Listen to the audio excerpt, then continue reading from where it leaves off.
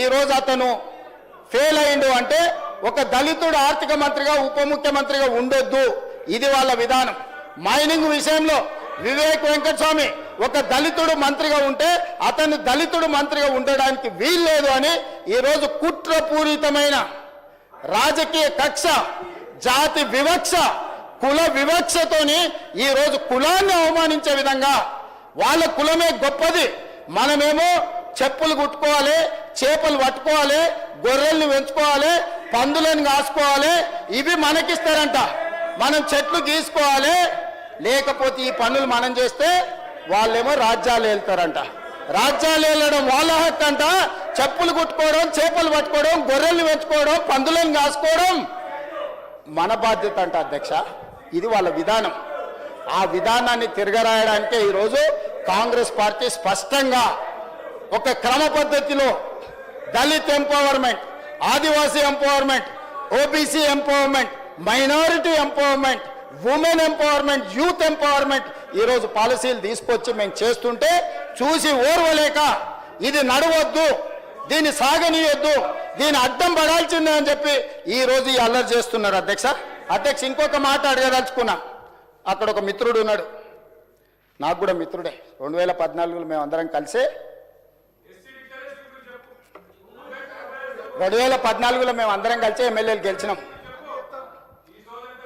రోజు పొద్దున వచ్చి మాట్లాడేది ఏందన్న పరిస్థితి అని.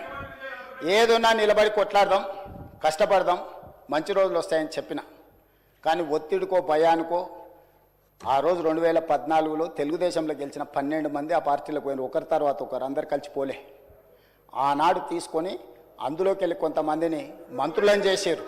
పక్క పార్టీలకు గెలిచిన వాళ్ళను పక్క పార్టీ నుంచి తీసుకొని మంత్రులను చేసి ఈనాడు వాళ్ళే ఇక్కడికి వచ్చి పెద్ద పెద్ద స్లోగన్లు ఇస్తున్నారు అధ్యక్ష. ఎవరైతే పార్టీ ఫిరాయించిండ్రో, ఎవరినైతే ఎథిక్స్ కమిటీలో మెంబర్ చేసినామో ఆనాడు వాళ్ళే ఈరోజు పార్టీ ఫిరాయింపుల గురించి ఈరోజు గొప్ప గొప్పగా స్లోగన్లు ఇస్తున్నారు అధ్యక్ష.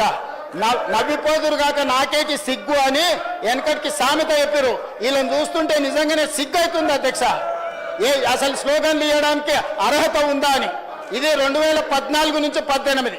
2018 తర్వాత కాంగ్రెస్ పార్టీలో గెలిచిన ఎమ్మెల్యేలను తీసుకొని మంత్రులను చేస్తే ఆ మంత్రులే సీతక్కను అవమానించే విధంగా మాట్లాడుతున్నారు అధ్యక్ష. అసలు ఏ మాత్రం ఒక్క క్షణం ఆలోచన చేసినా, ఒక్క క్షణం వాళ్ళు కళ్ళు మూసుకొని గతాన్ని తలుచుకుంటే తల వంచుకొని సభలో నుంచి నడుచుకుంటూ బయటకు వెళ్ళాలి అధ్యక్ష. అట్లాంటి మీరు ఇట్లాంటి దుష్ట సాంప్రదాయానికి, ఇట్లాంటి దుర్మార్గమైన విధానానికి పునాదులేసిందే మీరే జాతి పితామహులు. ఇట్లాంటి దుర్మార్గమైన సంస్కృతికి మీరు వచ్చి ఈడ ఊకదంపుడు ఉపన్యాసాలు, నీతిమంతులు, జాతిమంతులు, ఈ దేశాన్ని రాష్ట్రాన్ని ఉద్ధరించనిక పుట్టిన మహాత్ములు, మేము జాతి పితలమని ఇంతింత పొడుగు వాళ్ళే సర్టిఫికెట్లు ఇచ్చుకుంటారు. వాళ్ళ వ్యవస్థ ఎట్లుందంటే ఆ ఇద్దరు బాబామర్దుంది, నా ఇప్పు నువ్వు గోకు జరసేపు, నేను గోకుతా జరసేపు అన్నట్టు ఉంది అధ్యక్ష. వాళ్ళ ఈపులు వాళ్ళు గోక్కొని, బాబామర్దులు ఒకరిపు ఒకరు గోక్కొని వాళ్ళిద్దరు సమ్మగా ఉందని అనుకుంటారు. పాపం వీళ్ళ అమాయకులు వాళ్ళు సమ్మగా ఉంటే వీళ్ళు చప్పట్లు కొడుతుర్రు. వీళ్ళ అమాయకత్వం చూసి నాకు ఏం చెప్పాలో అర్థమైతే లేదు. ఆడ బాంచు ఆడే ఏంది నిజామాబాద్లో ఏందా అది ఎమ్మెల్యే ఉన్నాడు కదా, మంత్రి ఉండే కదా, బాంచువాడే కాదు, బాలకొండ ఆయన జర మంచి ఆయనే అనుకున్నా. కానీ ఆయన కూడా ఇట్లా తయారైండు. అంతకుముందు కొంచెం ఏదైనా ఉంటే ఉన్నది ఉన్నట్టు మాట్లాడేటోడు.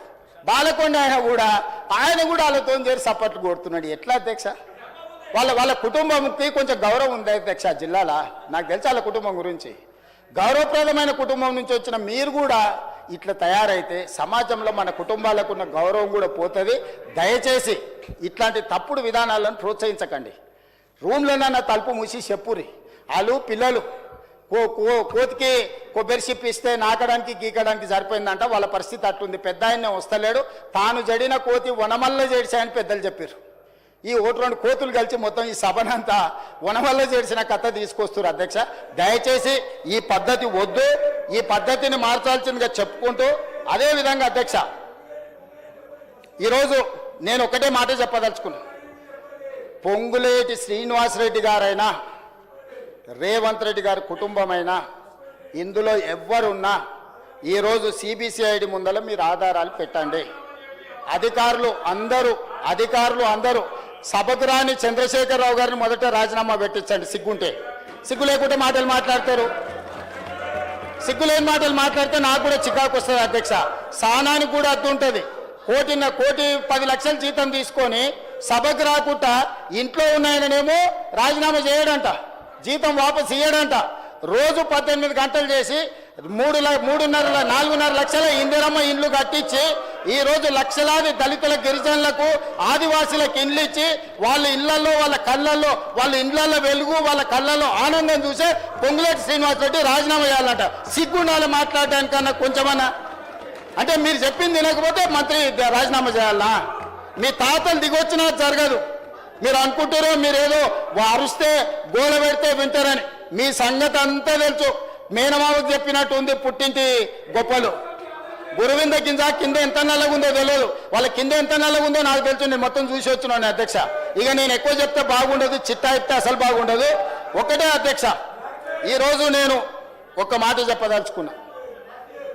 రాజకీయంగా ప్రతిపక్షంగా వాళ్ళ అంశాలు లేవనెత్తడం, నిరసనలు తెలపడం, ధర్నా చేయడం, వాళ్ళు ఈ రకంగా ఏ డిమాండ్ చేసినా ఒక్క నిమిషం కేటీఆర్ గారు దయచేసి వినండి. ఇది వినాల్సిన సందర్భం. దయచేసి ప్లీజ్ ట్రై టు అండర్స్టాండ్. ఏ అంశమైనా వాళ్ళు లేవనెత్తవచ్చు, ఏ అంశాన్నైనా ప్రస్తావించవచ్చు. ఎందుకంటే జడ్పీటీసీగా, ఎమ్మెల్సీగా, ఎమ్మెల్యేగా, ఎంపీగా అన్ని చట్టసభలలో నేను పనిచేసి వచ్చిన. చాలామందికి లైఫ్ టైం మొత్తం ఎమ్మెల్యేగానే ఉంటారు, కొంతమంది ఎంపీగా ఉంటారు. నేను స్థానిక సంస్థల నుంచి, కోఆపరేటివ్ సొసైటీస్ నుంచి చెప్పాలి